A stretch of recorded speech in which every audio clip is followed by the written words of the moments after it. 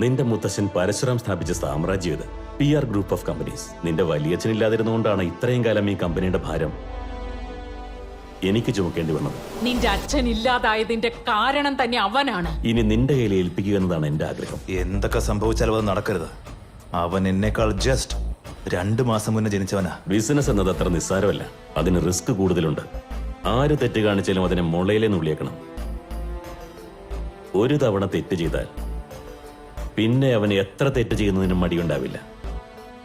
ഒരു തരത്തിൽ പറഞ്ഞാൽ ഇതൊരു ചതുരംഗമല്ല, ഇതൊരു യുദ്ധഭൂമി. എന്റെ അച്ഛൻ അനുഭവിച്ചതെല്ലാം അവനും അനുഭവിക്കണം. ഒരു ചെറിയ അശ്രദ്ധ വന്നാൽ അത് ഭൂമിയിൽ കുഴിച്ചു മൂടപ്പെടും. പാതാളത്തിൽ കുഴിച്ചിടും ഞാൻ. Someday I will hope you make a great leader. നിന്റെ അമ്മ വസുന്ധര ഒരു ചെറിയ കുരുവിക്ക് മേൽ പോലും ബ്രഹ്മാസ്ത്രം തൊടുക്കുന്നവളാ. അങ്ങനെ ഇരിക്കുക, ബ്രഹ്മാസ്ത്രം തന്നെ എതിരെ വന്നാൽ എങ്ങനെ നേരിടാനാ? മേഡം ഇങ്ങനെ എമർജൻസി ആയിട്ട് ഒരു ബോർഡ് മീറ്റിംഗ് കൂടണമെന്ന് പറഞ്ഞപ്പോ ഞാൻ അതിശയിച്ചു പോയി സാർ. ഇതിനു മുമ്പ് ഒരിക്കലും ഇങ്ങനെ നടന്നിട്ടില്ല.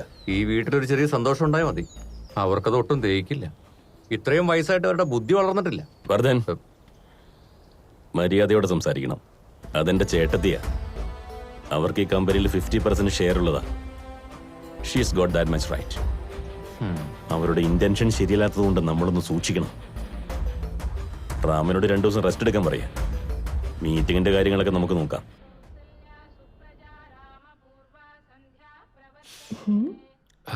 അമ്മ, അമ്മയുടെ മുഴുവൻ സ്നേഹം എടുത്ത് ഇതിൽ ചേർത്ത് തന്ന പോലെയുണ്ട്.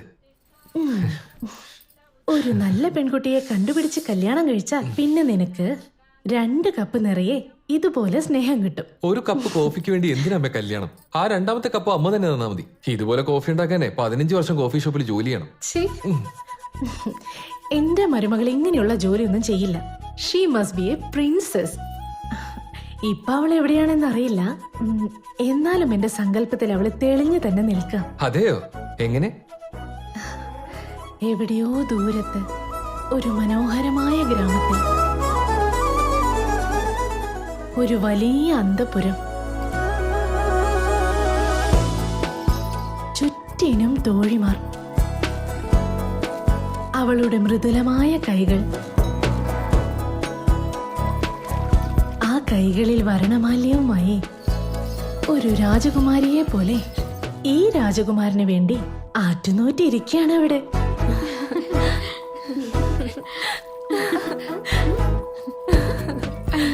ചാണകവെള്ളോ?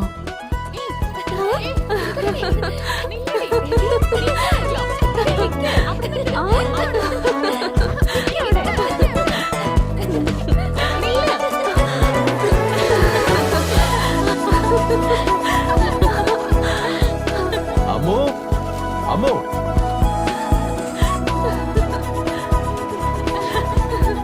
ആ ശങ്കർറാവു ഒന്ന് 10,000 രൂപ തന്നിട്ട് പോയി. നിന്റെ ഫ്രണ്ട്സിന്റെ കൂടെ നീ നല്ല ഹാപ്പി ആണല്ലോ അമ്മു. എന്റെ ഒരു തലവിധി, ഞാനിങ്ങനെ സിംഗിൾ ആയി പോയി. നിനക്കെന്താടെ ഒരു കുറവ്? ആ തോട്ടക്കാരി പെണ്ണുങ്ങളുമായിട്ട് നല്ല ചാറ്റിങ്ങിലല്ലേ നീ? അത് അവള് പറഞ്ഞതാവൂലേ? അവള് പറഞ്ഞത് അപ്പടി വിശ്വസിക്കല്ലേ? കുറെ പെണ്ണുങ്ങളുടെ ഗ്രൂപ്പിൽ ചേർക്കാന്ന് പറഞ്ഞിട്ടേ എന്നെ കിളവികളുടെ ഗ്രൂപ്പിലാ ചേർത്തേന്നേ. അതിന്ന് പുറത്ത് ചാടിയ പാടെ എനിക്കറിയാം. നരസിംഹേട്ടാ, ഇത് വെച്ചോ. എന്താ മോളെ ഇത്? 100 രൂപ കൂടുതലുണ്ടല്ലോ ഇത്. അത് കുഴപ്പമില്ല, വെച്ചോ ഏട്ടാ. പോകുമ്പോ പേരക്കുട്ടിക്ക് എന്തെങ്കിലും വാങ്ങിക്കൊടുക്ക്. 30 വർഷമായിട്ട് എനിക്ക് മോളുടെ അച്ഛനെ അറിയാം. അദ്ദേഹം കഷ്ടപ്പെട്ട മോളെ പട്ടണത്തിലേക്ക് പഠിക്കാൻ അയച്ചത്. നീ നിന്റെ അച്ഛന് വേണ്ടി ഈ ഗ്രാമത്തിൽ വന്ന് കഷ്ടപ്പെടുന്നു. സത്യം പറഞ്ഞ ആണിന് തുല്യമായ ഒരു പെണ്ണിനാണ് അദ്ദേഹം ജന്മം നൽകിയത്. അച്ഛനിപ്പോ എങ്ങനെയുണ്ട് മോളെ? ഇപ്പൊ നല്ല കുറവുണ്ടെന്നാ കേട്ട്. എല്ലാം അവര് തന്നെയാ നോക്കുന്നത്. ഉടനെ തന്നെ ഭേദമായിട്ട് വീട്ടിലേക്ക് തിരിച്ചു വരും. കേട്ടതിൽ വളരെ സന്തോഷമുണ്ട് മോളെ. നന്നായി വരട്ടെ. നീ ബാങ്കിൽ പോയിട്ടെ ലോണിന്റെ EMI അടയ്ക്കും. നടന്നിട്ടൊന്നും പോകാൻ പറ്റില്ല. പെട്രോൾ അടിക്കാൻ ഒരു 200 രൂപ. നിർത്തടാ. നേരം വലത്തപ്പോ തന്നെ ബഹുമാനം എത്തിയല്ലോ. എന്താ അമ്മു, എങ്ങനെയുണ്ട് നിന്റെ കച്ചവടം? നിന്റെ അച്ഛൻ ആശുപത്രിയിലാന്ന് അറിഞ്ഞല്ലോ. ഭേദമാകോ അതോ അവിടെ വെച്ച് തന്നെ? എടാ നത്തിരുവി, എന്റെ അച്ഛന്റെ ജീവന് പകരം നിന്റെ ജീവൻ പണയം വെച്ചിട്ടാണെങ്കിലും തിരിച്ച് വീട്ടിലേക്ക് കൊണ്ടുവരും. നിനക്കെന്താടി ഇത്ര പിടിവാശി? ബാലരാവണ്ണന് മൊത്തത്തിൽ 170 ഏക്കറുണ്ട്. അതിൽ നിന്റെ സ്ഥലം ഇത്രേ. വില കൂട്ടാൻ പറയാടി, എന്നിട്ട് വിക്ക്. പിന്നെ അണ്ണന് Single land. ആ അത് തന്നെ. നിനക്കൊരു ഒറ്റ ഇടിവെച്ച് തന്നാലുണ്ടല്ലോ. നിന്റെ അണ്ണനോടും അവന്റെ അച്ഛനോടും ഒരു 100 തവണ ഞാൻ പറഞ്ഞിട്ടുണ്ട്, ഈ തോട്ടം മാത്രമല്ല അവിടെ വളരുന്ന ആ പുല്ല് അതുപോലും വിൽക്കില്ലെന്ന് നീ അവരോട് പോയി പറഞ്ഞേക്ക്. എല്ലാത്തിനും ഒരു ടൈം വരും. തോട്ടമെല്ലാം വിളഞ്ഞ് നിൽക്കുവോ, രാത്രിക്ക് രാത്രി അതാരെങ്കിലും അടിച്ചോണ്ട് പോകും. അതുകൊണ്ടൊരു ശ്രദ്ധ വേണം. വണ്ടി എറാ. എങ്ങനെയെങ്കിലും നിന്റെ തോട്ടം കൈക്കലാക്കാൻ അവർ നോക്കുന്നേ. നമ്മളെ കുറച്ച് സൂക്ഷിക്കുന്നത് നല്ലതാ. രാത്രി നേരത്തെ കാവലിനായി ആരെങ്കിലും വെക്കണമെങ്കിൽ this is ridiculous. This is not your chamber room. This is boardroom. Call mister Adityaram, അത് ബൈലോസിലുള്ള കണ്ടീഷൻ അല്ലേ? അത് പുതിയതായി ആരും ഉണ്ടാക്കിയതല്ലോ. ഐ നോ, ഇത് ബൈലോസിലുള്ള കണ്ടീഷൻസ് തന്നെയാ. അച്ഛൻ അന്ന് 30 വർഷം മുമ്പുണ്ടാക്കി വെച്ച കണ്ടീഷൻസ്. ഈ കണ്ടീഷൻ കാരണം ചേട്ടനും പോയത് മറന്നുപോയി. അതൊക്കെ ഇനി മേലാൽ ഈ കണ്ടീഷൻ അപ്ലൈ ചെയ്തിരുന്ന അന്നേ ഡിസൈഡ് ചെയ്തിരുന്നില്ല നമ്മളോ? അ- ആര് ഡിസൈഡ് ചെയ്തു? എന്തിനാ ഡിസൈഡ് ചെയ്തു? ഒരു റെസൊല്യൂഷൻ ഉണ്ടോ? എഗ്രിമെന്റ് ഉണ്ടോ? അണ്ടർസ്റ്റാൻഡിംഗ് ഉണ്ടോ? ഈ കമ്പനിയിൽ എനിക്ക് 50% ഷെയർ ഉണ്ട്. ഫോർ യുവർ ഇൻഫർമേഷൻ, ബൈ ലോസിൽ ഏതെങ്കിലും റൂൾസ് ചേഞ്ച് ചെയ്യണമെങ്കിൽ 51% ഷെയർ ഉണ്ടാവണം. ഉണ്ടോ? ഈ കണ്ടീഷൻ ബാധിച്ചത് എന്നെയും എന്റെ കുടുംബത്തെയോ? 100 ദിവസത്തിനുള്ളിൽ വരേണ്ടിയിരുന്ന എന്റെ ഭർത്താവ് 20 വർഷമായിട്ടും തിരിച്ചു വന്നിട്ടില്ലെങ്കിൽ അതിന്റെ പിന്നിൽ ആരായിരിക്കും ഉള്ളത്? അദ്ദേഹം ഇപ്പൊ എവിടെയാ? സത്യത്തിൽ ഉണ്ടോ ഇല്ലയോ?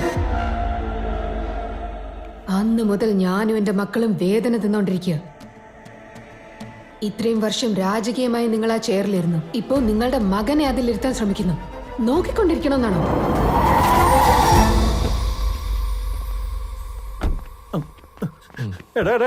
നമ്മൾ എന്തിനാണ് ഇങ്ങോട്ട് വന്നേ? നിന്റെ പ്ലാൻ എന്താ? നീ എന്ത് ചെയ്യാൻ പോവാ? എന്നോടെങ്കിലും ഒന്ന് പറടാ. Please park the car, driver. എടാ മതി, അവളങ്ങോട്ട് പോയി.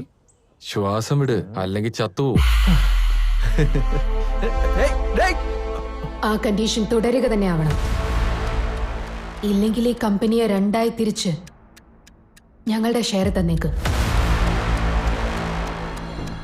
വസുന്ധര, നിങ്ങളുടെ അമ്മായച്ചന്റെ ഒപ്പം ജോലി ചെയ്ത ഒരു സീനിയർ ആയതുകൊണ്ട് പറയുകയാണ്, ഈ പിടിവാശ നല്ലതല്ല മോളെ. ഈ കണ്ടീഷൻ ഇവിടെ വെച്ച് ഒഴിവാക്കുന്നതാ നല്ലത്. എന്റെ മുത്തശ്ശന്റെ കൂടെ ജോലി ചെയ്ത ആളാ താൻ. മുകളിൽ അദ്ദേഹത്തോടൊപ്പം റെസ്റ്റ് എടുക്കുന്നതിന് പകരം ഇവിടെ എന്തെടുക്കാടോ? തന്റെ അഡ്വൈസ് ആരെങ്കിലും ഇവിടെ ചോദിച്ചോ? മൂത്തവരെ ബഹുമാനിക്കാതെ നിങ്ങൾ എന്ത് സംസാരിക്കുന്നത്? ഏയ്, വായടക്കേ. കുറച്ച് മാന്യമായിട്ട് സംസാരിക്കേ. അത് പറയാൻ നീ ആരാ? പ്ലീസ്.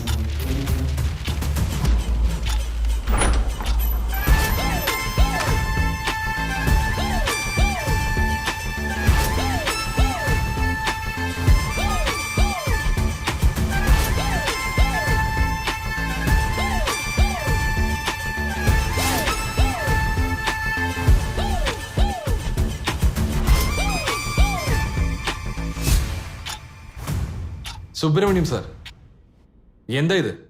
PR ഗ്രൂപ്പിന്റെ സ്ഥാപകനായ നിങ്ങളുടെ മുത്തശ്ശൻ പരശുരാമൻ സാർ സ്വന്തമായി ബൈലോസിൽ എഴുതി വെച്ചിരുന്ന ഒരു നിയമമുണ്ട് മോനെ.